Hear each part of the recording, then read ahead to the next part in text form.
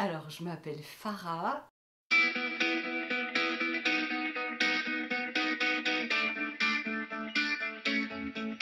Je pense que je suis quelqu'un de très positive, assez joyeuse, mais par contre très sensible. C'est-à-dire que j'absorbe beaucoup les émotions, enfin tout ce qui m'entoure. C'est-à-dire que je suis obligée de mettre des filtres parfois. Voilà, donc c'est moi. La douceur, on me dit souvent. Et pourtant, moi, je me trouve pas. Enfin, je pense pas être douce. C'est assez bizarre, quoi. C'est les gens qui me voient comme ça. Alors, sûrement que je dois l'être, parce que si tout le monde me ressort. Cet adjectif ressort souvent, la douceur, quoi. Et beaucoup à l'écoute. C'est vrai que je suis quelqu'un qui. Je peux écouter des gens pendant des heures. J'aimerais avoir beaucoup plus confiance en moi. J'aimerais être quelqu'un. Alors, quand les gens, quand ils me voient, ils pensent que je suis quelqu'un de très forte, très courageuse. Et en fait, je leur dis non, c'est juste que j'intériorise beaucoup et je me blinde en fait par rapport à mon parcours de vie.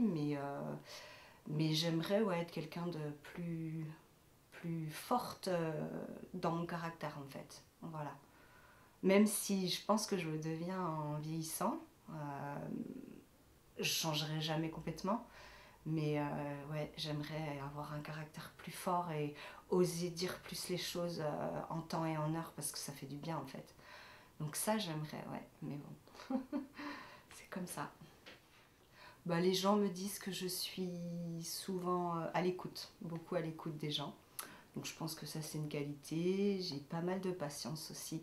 Pourtant j'ai l'impression que moi j'en ai pas, mais je pense que c'est une qualité également. Voilà. Je peux être parfois désorganisée dans ma vie de tous les jours, c'est-à-dire que je vais avoir des périodes dans ma vie où je vais être très carrée sur tout, je vais tout ranger chez moi et tout, et puis je vais avoir des périodes où je vais laisser complètement... enfin, je vais me laisser vivre en fait, parce que je me dis que finalement c'est pas trop grave si c'est pas rangé, si mon lit est pas fait, si la vaisselle est pas faite instantanément. Mais c'est vrai que j'ai une maman qui m'a beaucoup enfin qui est très stricte à ce niveau-là et du coup j'ai pas du tout d'éteint sur elle et je pense que c'est conscient, c'est-à-dire qu'en fait je veux pas être trop carrée sur ça, donc ça peut être un défaut. Et après je suis hyper sensible et ça c'est sûr c'est un défaut. Ma gentillesse aussi, trop gentille, ça m'a appris beaucoup de choses aussi sur moi. Maintenant avec l'âge j'arrive à mieux le gérer. Mais à l'époque, en fait, c'était quelque chose qui était très difficile à gérer, en fait. J'ai dû aller voir d'ailleurs une psy pour essayer un petit peu de contrôler tout ça. Enfin, il m'est arrivé des choses qui font que pour moi c'est un défaut, parce qu'il ne faut pas absorber tout ce qui se passe autour de nous, parce que tout ne nous concerne pas en fait. Donc à un moment donné, il faut savoir lâcher prise et donc pour moi c'est un défaut d'être hypersensible et je peux regarder un film et pleurer instantanément parce que c'est triste en fait et après je me dis mais attends c'est pas vrai quoi. Donc voilà, donc pour moi c'est un défaut parce qu'on peut se laisser, enfin on peut se faire avoir de par son hypersensibilité. Voilà. De la joie, l'amour, ça c'est sûr. De voir aussi les gens que j'aime autour de moi heureux, ça me fait du bien. Le chant, évidemment, puisque c'est quelque chose. Le sport aussi. Le sport, la marche, les voyages, la découverte beaucoup aussi de l'autre. Parce que je suis quelqu'un de très curieuse et j'adore rencontrer en fait une multitude de personnes qui peuvent être très différentes de moi, mais je suis quelqu'un qui suis très curieuse et très à l'écoute des autres. J'adore découvrir en fait la vie des autres, tout simplement. Quand je vois les gens heureux que j'aime autour de moi, ça me rend heureuse. Donc voilà, ça me procure beaucoup de joie. La violence, la guerre, la politique, tout. Il y a beaucoup de choses.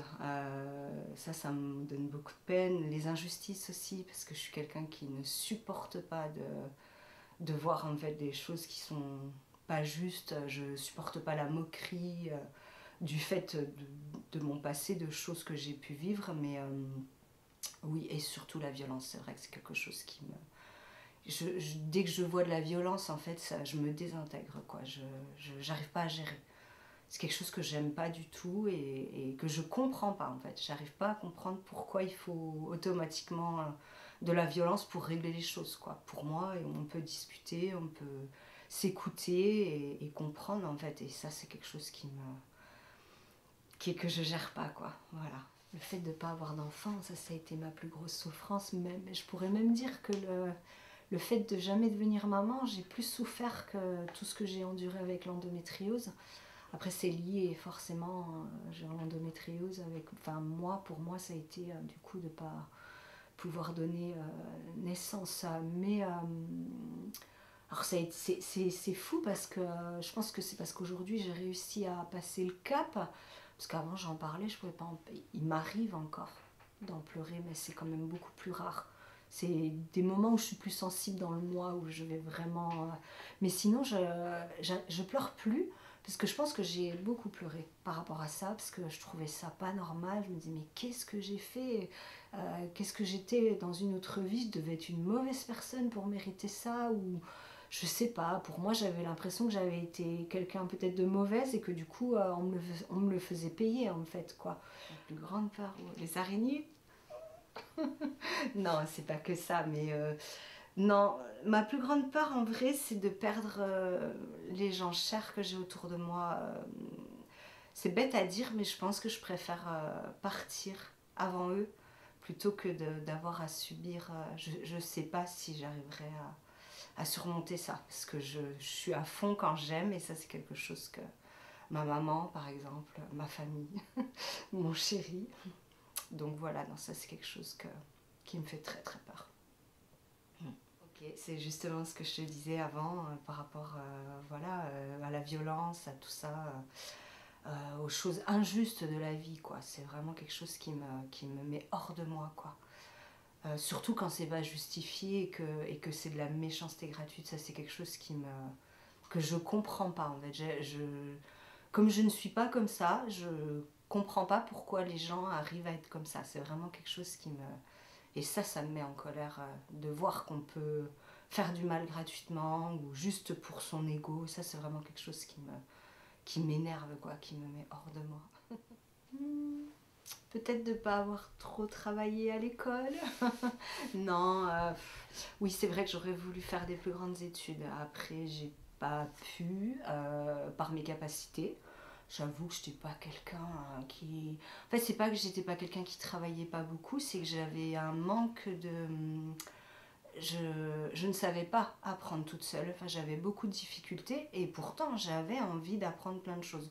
Donc, si j'avais un prof qui était très intéressant, mais j'arrivais à être, comment dire, très intéressée, j'arrivais à apprendre. Par contre, c'est vrai que j'en faisais le moins possible et du coup, bah, ça m'a pénalisée pendant ma scolarité. Donc ça, c'est un de mes plus grands regrets.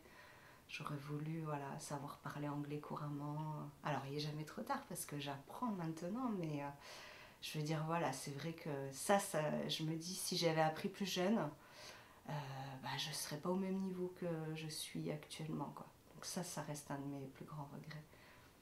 C'est avec les épreuves de la vie qu'on devient fort mentalement, donc je pense que cette force, quelque part, je l'ai, c'est-à-dire que je me blinde mentalement.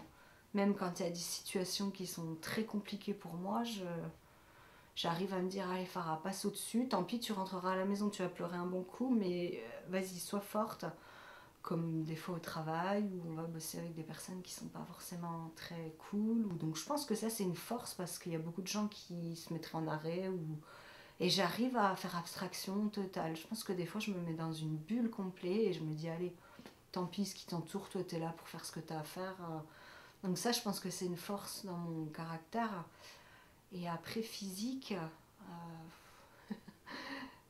j'ai une bonne endurance. C'est vrai qu'au niveau du sport, par exemple, des fois c'est dur, mais je me dis, allez Farah, fais-toi violence. Je me parle beaucoup en fait. C'est vrai, je me surprends souvent à me dire que je m'auto-parle en fait pour me donner de la force, quoi. Hein. Donc voilà, physique, j'ai toujours été, en tout cas, un peu moins maintenant, mais j'ai repris le sport depuis peu. Mais c'est vrai que au niveau du sport, j'ai un mental, j'ai un bon mental quoi. Et j'étais très très forte en sport. En fait, j'adore bouger, donc je pense que ça fait partie de moi aussi. J'ai besoin d'évacuer comme ça quoi. Et d'ailleurs aujourd'hui, j'ai repris le sport pour ça parce que ça me fait du bien, autant physiquement que mentalement. Je fais beaucoup de marches à pied. Et je peux marcher à 13-14 km sans... La souffrance, je vais la ressentir, mais après, en fait. C'est assez... ouais. Mais sur le coup, non, une fois que je m'engage à faire quelque chose, j'y vais, quoi. Et bon, des fois, ça marche pas non plus, hein, mais en tout cas, j'essaye de me blinder mentalement et d'aller au bout des choses, quoi. Alors, mes faiblesses, ce que je parlais tout à l'heure, mon hypersensibilité, ça, c'est quelque chose qui me... Et je commence à arriver à passer au-dessus parce que je commençais à lâcher prise en fait. Avant j'avais très peur du regard des autres quand on m'aime pas ou que... Enfin en fait j'avais tendance un petit peu à me victimiser, à être persuadée que si la personne elle me voit pas bien, c'est pas bien ou je vais pas être une bonne personne. Et en fait je me suis rendu compte que les gens, ils me font pas manger, ils vont pas me jeter une pierre si je fais un pas de travers. Donc je me suis rendu compte que il faut pas penser en fait à ce que les personnes ont pensé de moi. Parce que, et ça, je pense que je commence à passer au-dessus avec la scène. Ça me permet de me dire, bon bah voilà, là t'as fait une fausse note ou t'as loupé ta presta, et alors qui c'est qui va te... Qui c'est qui... Personne te dit rien en fait. Et c'est comme ça que je me suis rendu compte que en fait faut s'en moquer de ce que pensent les autres quoi. Parce que c'est pas eux qui nous font avancer dans la vie, hein. C'est moi qui travaille pour manger ou pour payer mon loyer. Donc plus je vieillis et je pense que ma faiblesse, je la transforme. En fait, elle est toujours là. Parce que je serai toujours hypersensible. Ça, c'est sûr que l'hypersensibilité, c'est ma plus grosse faiblesse. Et puis d'être trop gentil aussi, ça, c'est sûr. Ça reste une faiblesse, je pense. Il ne faut pas être trop gentil dans la vie. La faiblesse physique, mon endométriose, forcément, ma maladie, ouais. Ça a été... alors, je ne suis pas guérie, parce qu'on n'en guérit pas, en fait. Hein. J'ai un traitement, je prends une pilule en continu, qui fait qu'aujourd'hui, ma maladie, elle est au repos, en fait. Je suis suivie tous les ans, j'ai un suivi avec un très très bon spécialiste de l'endométriose à Montpellier. Alors oui, certes, c'est une maladie qui m'a beaucoup handicapée, même au niveau du travail, j'ai dû m'adapter. Mais, comment dire, j'ai jamais eu envie qu'on me prenne comme une victime ou qu'au contraire, quoi.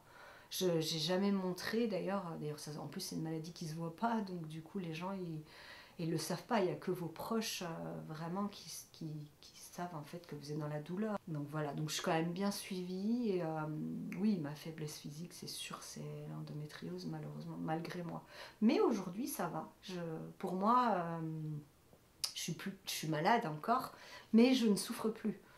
Ni psychologiquement, ni physiquement. Donc je m'occupe de ma maison, je fais pas mal de sport, beaucoup de musique. Donc du coup j'occupe énormément mon temps avec des loisirs forcément. Donc par exemple en ce moment, une journée typique, je vais me lever alors tranquillement parce que je me couche pas tôt. Donc à 9-10 heures, par là ça dépend, ça peut être plus tard parce que j'aime dormir. Je vais à la douche, je prends un bon café, un bon smoothie et je pars au sport. Je réfléchis pas avec le casque sur les oreilles. Je fais ma session de sport, je suis bien, je me sens bien. Je rentre, je mange un bon repas bien équilibré, enfin j'essaie en tout cas. Et puis du coup après je fais soit un peu de rangement chez moi ou soit j'empoigne la guitare et je chante ou voilà. Je regarde la télé aussi pas mal, des séries. Puis quand la télé ça m'énerve, souvent la musique quoi. Je suis souvent dans la musique avec le casque sur les oreilles. En fait, la musique elle fait partie intégrante de ma vie parce que je me lève, tout de suite je mets de la musique, je fais le ménage, j'ai le casque sur les oreilles, je fais à manger, j'ai le casque sur les oreilles. Quand mon chéri est pas là, je mets l'ampli, comme ça je le dérange pas avec ma musique parce que le pauvre il subit. Avec mon style musical quoi. Mais c'est vrai que ma vie tourne beaucoup autour de la musique finalement. Sinon je vois des amis, j'ai une très grande amitié avec quelqu'un qui est beaucoup plus âgé que moi, qui pourrait être ma mère. En fait, on s'est rencontrés au sport il y a quelques années et on adore marcher ensemble. Donc du coup, on marche et on refait le monde. Et c'est vraiment quelqu'un que j'adore et que je vois vraiment comme une copine et pas comme qui pourrait être ma mère ou parce qu'elle a l'âge de ma maman. Mais en fait, on a plein de trucs sur lesquels on est hyper similaires dans notre façon d'être. C'est quelqu'un de très positive, très joyeuse. Et ce que j'adore avec elle, c'est que justement, quand on marche, c'est toujours des choses positives et on rigole en fait. Et ça fait du bien. On marche, on s'en rend même pas compte qu'on fait des randos en fait de 15 km et on se régale quoi. Donc j'occupe bien mon temps. Et ben après, on aime bien avec mon chéri aussi faire des choses tous les deux. Donc on est très promenade aussi le week-end avec son fils. On va se promener dans les bois. Enfin, à Agde, on n'a que le Mont Saint-Loup, donc on monte, sinon on va en bord de plage. Et puis on est très restaurant, on est très gourmands tous les deux, c'est vrai, j'avoue. Et je cuisine aussi beaucoup, depuis pas si longtemps que ça. Alors qu'avant, j'aimais pas trop cuisiner, je faisais des trucs simples. Mais j'adore goûter plein de choses nouvelles et tout. Puis alors c'est mon chéri qui est trop content quoi, parce que du coup je lui fais des plats vraiment incroyables et même lui il me dit mais tu pourrais avoir un resto, tu cuisines trop bien. Je dis ouais, mais c'est vrai que j'aime bien, j'adore cuisiner. Bah, la musique hein, forcément. La musique mais aussi l'art créatif. C'est assez... alors, c'est pareil, j'ai jamais pris de cours ou fait des ateliers, ou si j'avais dû faire un atelier dessin, mais par contre, je suis pas trop forte au niveau du dessin. Mais j'adore, par exemple, pendant le Covid, j'ai appris à tricoter. J'ai appris également le crochet, mais toute seule aussi. Alors je galère, hein, parce que c'est dur avec les tutos, tout ça, c'est pas toujours évident. Je préférerais avoir quelqu'un qui me montre. Mais le tricot, j'ai réussi et je sais tricoter aujourd'hui et je suis contente. Et c'est un peu mon problème, c'est que je suis... enfin, c'est pas un problème, mais je veux dire... je suis très curieuse et tout ce qui touche à l'art créatif, je pense que vraiment c'est... Mais je suis pas fixe, c'est-à-dire que ça va me plaire un moment et puis je vais passer à ça et voilà. Ça, c'est vraiment quelque chose que j'adore. Créer de mes propres mains, je pense que... Donc à la maison, des fois, je peins, ou je fais les pots, je le peins de telle manière, et puis après, je change. Voilà, c'est... Ouais. L'art, je pense que dans sa généralité, ça me plaît. D'ailleurs, à l'école, j'étais très, très, très bonne en art plastique, en musique et en sport. Hein. Donc ça prouve bien que c'est ce qui, aujourd'hui, ce que j'aime le plus. Hein. Donc voilà. Après, oui, la musique, ça c'est sûr, c'est ce qui me... Moi, c'est ce qui me fait vibrer, quoi. Je veux dire, même si je sais, au jour d'aujourd'hui, d'ailleurs, je ne chante pas pour être connue, je chante avant tout pour le plaisir que ça me procure, quoi. Et pour... alors, j'ai encore du mal avec la notion du partage, je partage de plus en plus, parce que j'ai chanté très longtemps toute seule chez moi dans ma chambre, introvertie quoi et là quand même de plus en plus j'arrive à partager de plus en plus. D'ailleurs j'adore chanter avec d'autres personnes. Toute seule je sens toute l'attention sur moi et j'ai beaucoup plus de mal. Par contre quand je suis avec d'autres personnes je me régale quoi.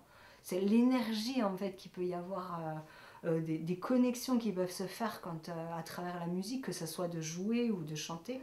C'est quelque chose qui me permet en fait de me sentir vivante et surtout de relâcher en fait tout ce que je garde beaucoup en moi parce que je suis quelqu'un qui a du mal à dire franchement ce que je pense aux autres, mais c'est pas parce que je suis pas franche, c'est parce que je ne veux jamais blesser l'autre et ça voilà. Donc le chant du coup ça me permet de relâcher tout ça et surtout de m'épanouir en fait quand je suis sur scène, même si je suis timide et que je travaille beaucoup là-dessus, je me sens moi quoi, voilà. Et je sais, je pense en tout cas depuis très longtemps avoir cette capacité quand même à savoir chanter. Je suis beaucoup autodidacte, j'ai appris toute seule, à l'époque je prenais pas de cours, tout ça, et c'est vrai que c'est quelque chose qui me... Je ne peux pas vivre sans musique, ça fait partie intégralement de ma vie, c'est aussi de ma famille, on est tous dans la musique et c'est quelque chose qui fait un bien fou quoi. Donc ça c'est quelque chose je pense que j'ai pour moi, voilà. L'honnêteté, la sincérité, la franchise, ça c'est... Même si moi je suis pas... C'est pas que je suis pas franche, c'est que J'ose pas des fois dire les choses parce que déjà bah, j'aime pas les disputes, voilà, j'aime pas rentrer dans le conflit. Donc du coup pour éviter le conflit, bah, parfois je ne dis pas franchement les choses, en tout cas aux personnes que j'aime pas, hein, parce qu'alors les gens que j'aime, je vais pas avoir de... Je vais dire les choses sans filtre, il n'y a pas de... Souvent on me le dit, t'oses parler, hein, ils me disent, mais bon, je leur dis, bah oui, mais toi, c'est pas pareil. Donc voilà. Donc ça, c'est important pour moi d'être honnête, quoi. La sincérité, c'est le plus important. J'aime bien le franc-parler. D'ailleurs, mes meilleurs amis, souvent, sont des gens qui ont un caractère complètement différent du mien, mais qui sont, comment dire, qui disent les choses. En fait, j'aime bien quelqu'un qui est capable, pour être grossière, de me dire merde en face. Pour moi, c'est quelqu'un de très bien, parce que je sais où je vais, en fait. Et pour moi, c'est important de savoir où je vais avec n'importe qui, quoi. Donc vraiment, ouais, ça, la sincérité, enfin la franchise. J'aime bien les gens cash, quoi. Et souvent, d'ailleurs, tous mes amis sont des personnes qui osent dire les choses, quoi. Donc, ouais, ça, c'est quelque chose vraiment qui est important pour moi, quoi. C'est assez bizarre parce que moi, je suis pas comme ça. Mais j'ai besoin que mes amis soient ainsi, en fait. Donc, voilà. Enfin, bah, l'hypocrisie, la méchanceté gratuite, alors ça, c'est vraiment quelque chose qui me met hors de moi. Moi, j'ai grandi avec un frère handicapé, donc le regard insistant, alors qu'il n'y a pas lieu. Alors après, j'ai compris avec le temps que c'était aussi l'ignorance enfin, quand on ne connaît pas le handicap, souvent on regarde avec insistance, donc j'ai appris à gérer. Mais oui, la méchanceté gratuite en général, ça c'est vraiment quelque chose qui me met hors de moi. Et puis l'hypocrisie, quoi, les grands sourires par devant. Et puis, en fait, je préférais qu'on me dise tout de suite, écoute, t'es quelqu'un avec qui je m'entendrai pas, plutôt que de me faire des grands sourires et puis derrière de m'en mettre plein la tête, quoi. Pour moi, c'est de l'énergie perdue en plus que de critiquer quelqu'un dans son dos. Si t'aimes pas quelqu'un, ben, tu passes à autre chose et puis c'est terminé. Donc, ouais, ça vraiment, l'hypocrisie, ça c'est vraiment quelque chose. Et la méchanceté gratuite, c'est deux choses qui m'énervent plus que tout chez les autres, ouais.